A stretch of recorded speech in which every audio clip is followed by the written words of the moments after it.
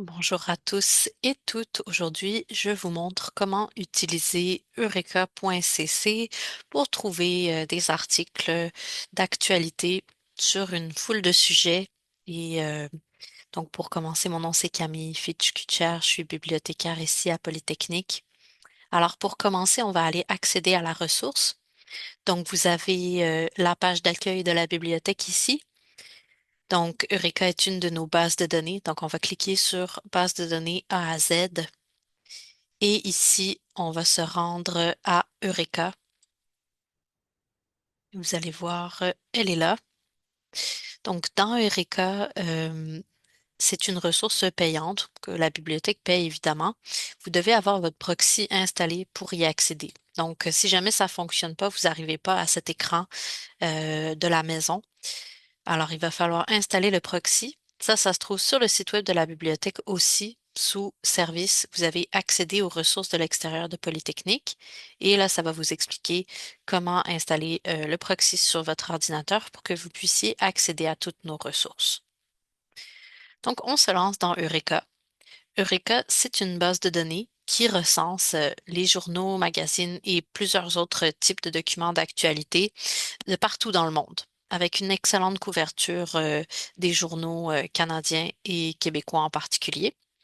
Donc, on va regarder avec un exemple de recherche sur un sujet d'actualité. On va utiliser GNL Québec et Gazoduc. Donc, regardons ça ensemble. Donc, première chose à faire, on voit ici qu'on a une recherche simple et avec une sélection de périodes de temps. Donc, si on a un sujet qui date un petit peu quand même, on va aller choisir toutes les archives pour voir le contenu qui date un petit peu plus. En général, on veut avoir du contenu qui a été écrit pendant l'événement, peut-être après l'événement, pour voir, comparer, etc. Donc, on va choisir toutes les archives pour l'instant. Et au niveau du contenu, on a des présélections ici. Donc, on pourrait choisir, par exemple, les sources canadiennes ou les sources canadiennes en français, par exemple. On pourrait choisir les sources canadiennes en français. Recherche simple, on a un petit peu moins de fonctionnalités, mais pour un premier essai, ça peut être bien. Donc ici, j'ai GNL Québec et comme vous remarquez, j'ai mis les mots en guillemets ici. Ce que ça va faire, c'est que ça va me permettre de les trouver ensemble dans le texte. Donc ça, c'est très utile euh, parce que vous allez voir, là, on va avoir beaucoup de résultats. Donc ça nous permet de limiter un peu les résultats, d'avoir des choses plus pertinentes. Donc on va faire la recherche. Et on va voir combien de résultats on obtient et à partir de là, on va pouvoir ajuster ce qu'on a fait. Donc, effectivement, comme vous voyez là, on a 6700 résultats. Donc, ça, c'est vraiment beaucoup. On commence ici avec un tri par date de documents. Donc, on a les documents les plus récents. Donc, si on veut avoir des documents qui ont été écrits pendant l'événement, on peut choisir pertinence ici, qui devrait nous donner des résultats où on voit plus souvent les mots GNL Québec dans le document. Donc, ici, on a des résultats. On voit ici que c'est des articles du Devoir qui sortent en premier, la Presse Plus aussi. Donc, première chose qu'on peut faire, donc le tri ici, on peut également sélectionner en fait les types de documents qu'on va obtenir dans nos résultats. Donc, on a presse, télévision, radio, médias sociaux, études, rapports et répertoires et références. En général, on veut surtout la presse. Donc, vous pouvez ici choisir lesquels vous incluez. Donc, pour ce faire, en fait, on va décocher les autres options. Et là, on voit qu'il y a seulement la presse qui est sélectionnée. Donc, on devrait avoir un petit peu moins de résultats. Il va y en avoir quand même beaucoup parce que la majorité des sources, ce sont des sources de presse, mais ça nous limite quand même un petit peu. Donc, on pourrait s'arrêter là ou on pourrait essayer de raffiner un petit peu plus notre recherche. Donc, si je fais la recherche avancée ici, je pourrais choisir, à la place de chercher dans tout le texte du document, je pourrais chercher spécifiquement dans le titre ou dans l'introduction. Et donc ici, je vais choisir ou pour que ça soit l'un ou l'autre. et je peux refaire ma recherche. On va voir ce que ça donne. Donc, on devrait avoir un petit peu moins de résultats, mais des résultats plus pertinents probablement. Voilà, donc on a réduit quand même notre nombre de résultats ici. Et on peut poursuivre en fait, améliorer encore plus notre recherche. Donc vous avez vu que pour améliorer ma recherche, je clique sur Advanced Search et puis ça m'amène ici.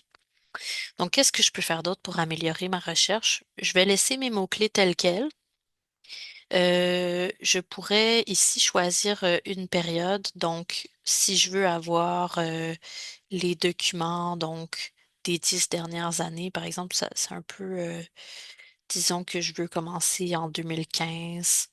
Donc, ça va vraiment dépendre de à quel moment l'événement a commencé et s'est terminé, les dates que vous allez choisir. Et on pourrait également fonctionner donc par groupe de sources. Ici, vous avez pas mal d'options.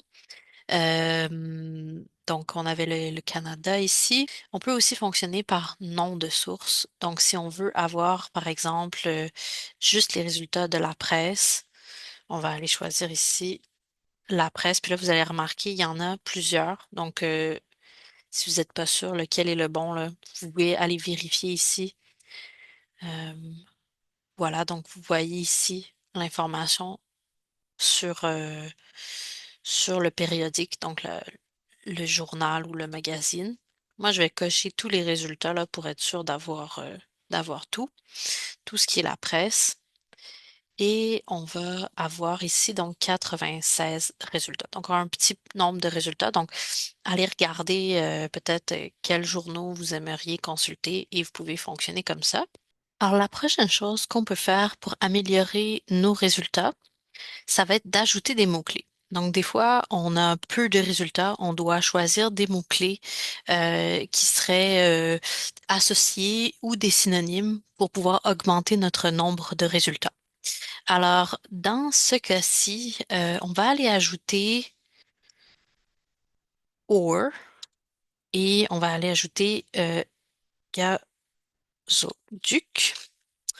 Et je vais faire pareil, donc recherche dans le titre et recherche dans l'introduction. Donc, on va avoir les mots qui sont à l'écran, soit dans le titre, soit dans l'introduction. Donc, j'ai or en majuscule comme ça. Ça va dire, dans le fond, c'est comme le ou qu'on a ici.